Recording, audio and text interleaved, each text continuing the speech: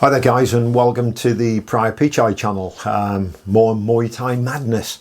Today we're going to be talking about modalities. You're wondering what that is? Stay tuned.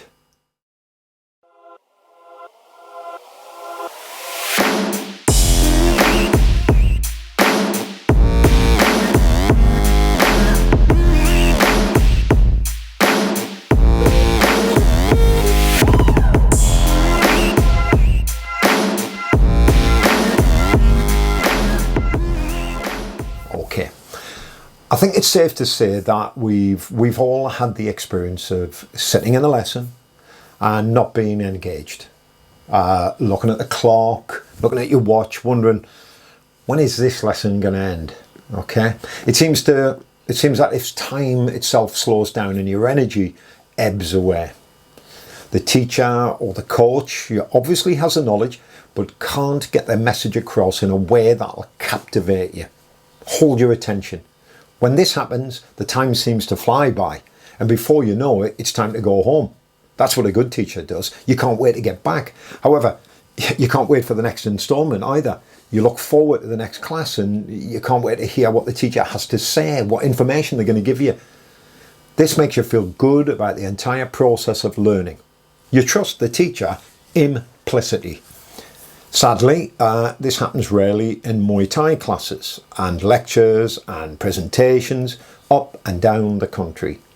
Most sessions drag on and a feeling of boredom will take over, and you eventually leave the class feeling, well, that it's just not for you.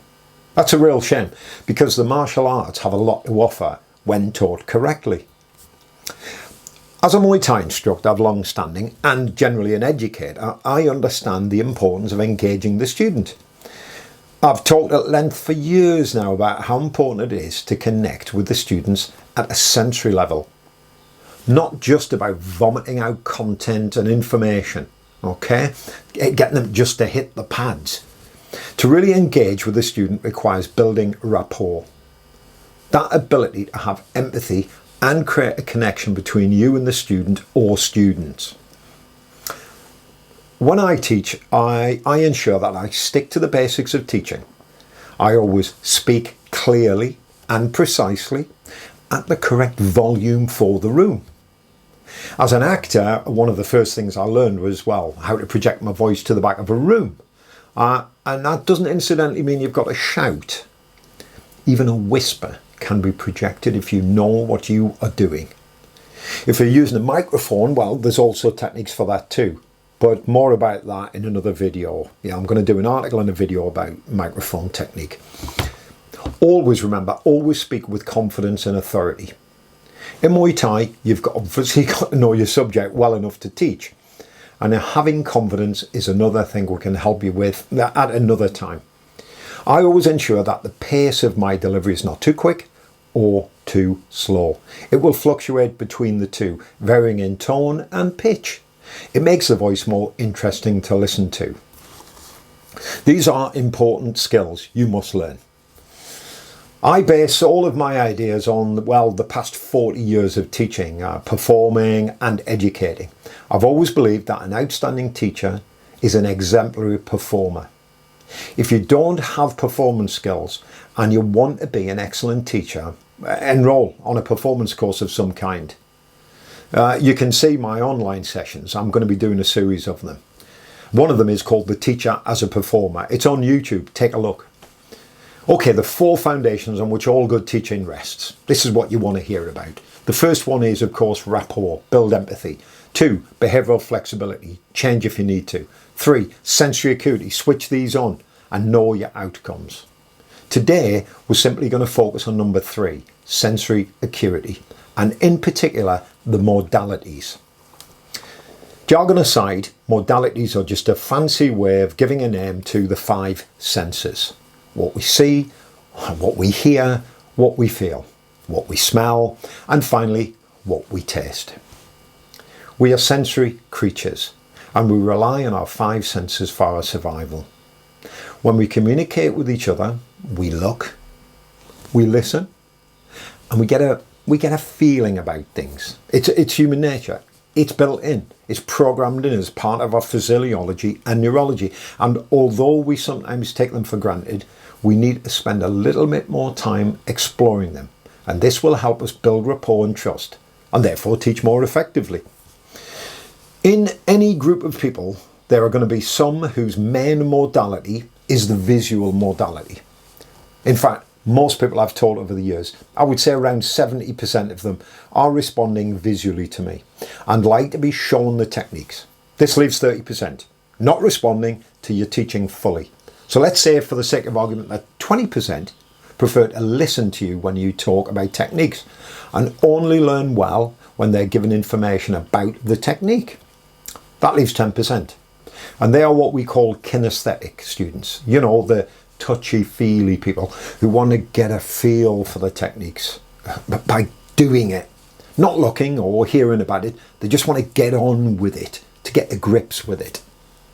In the above example, I've generalised somewhat, but it's close to what happens in a typical class in the United Kingdom.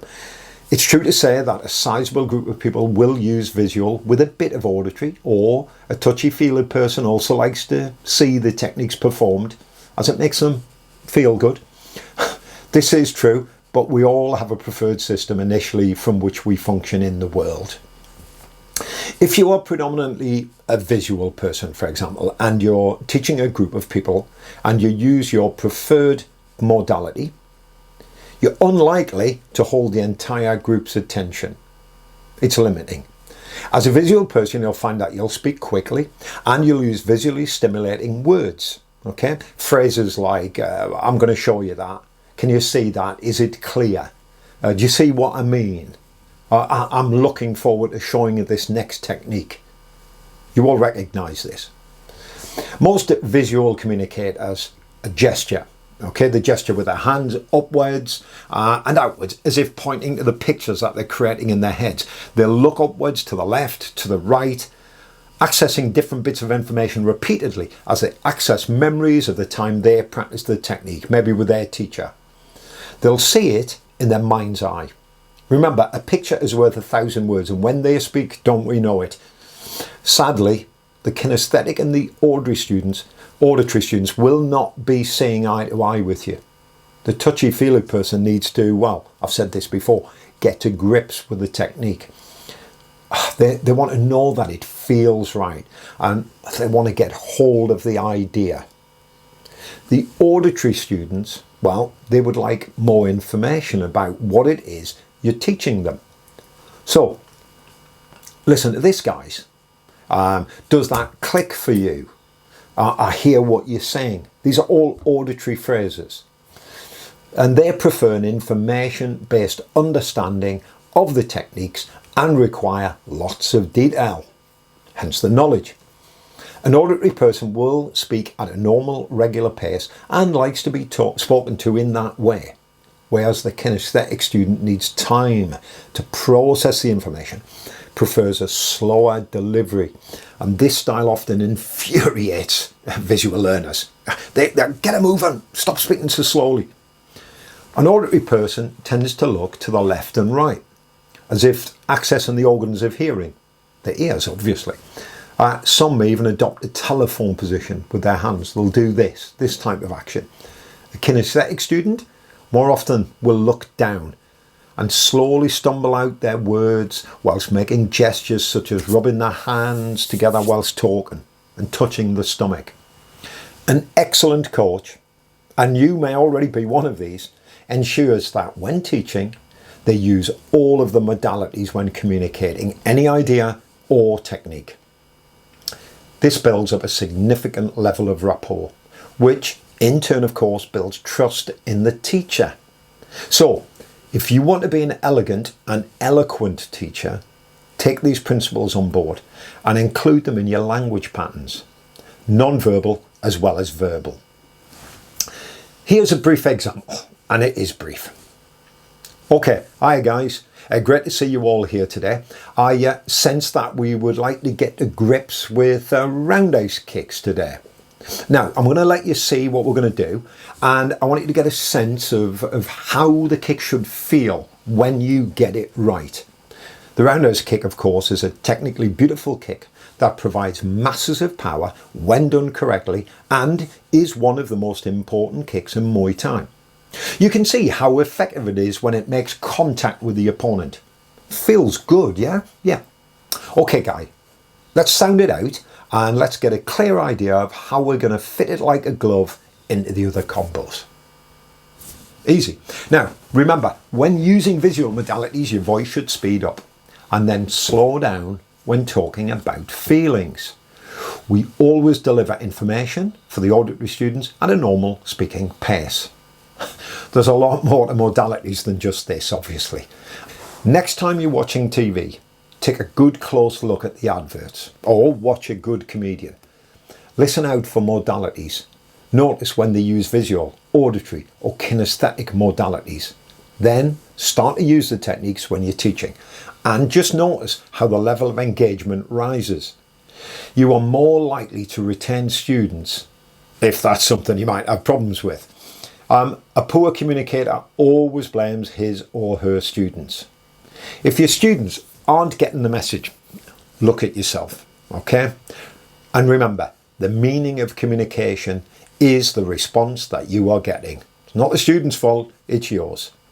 At first, you may feel a bit self-conscious when using changing modalities, but trust me, once practiced, it'll become part of what you do, and your students will thank you for it. Next time, we're going to be looking at sub-modalities. This is when we get into the real meaty detail of how people really communicate verbally and non-verbally. But thanks guys, thanks for watching. Hope you find this useful. If you do find it useful, please share and subscribe. You know where the button is. And why not log into my new website, www.thehigherwaycode.com, for more information on how to be a performer when you're teaching, on Muay Thai, self-development, meditation, and many, many other things. All those links are going to be down below where you'll normally find them on YouTube. Okay, guys, thanks for watching.